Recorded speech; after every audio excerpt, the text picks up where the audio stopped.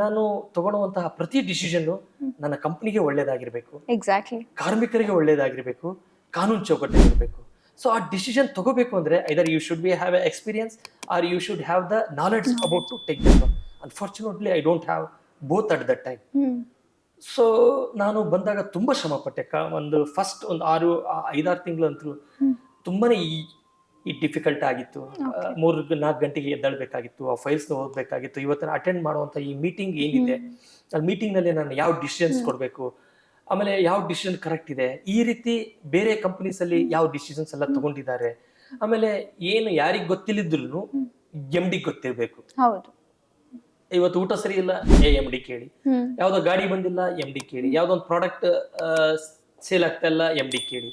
So I cannot pass on that baton at the decision. Yes, ನಾನು ಇದನ್ನ ಮಾಡಿದ್ದೇನೆ, ಇಂತಿಂತ ಕಾರಣಗಳಿಂದ ಮಾಡಿದ್ದೀನಿ. Yes, my decision is correct.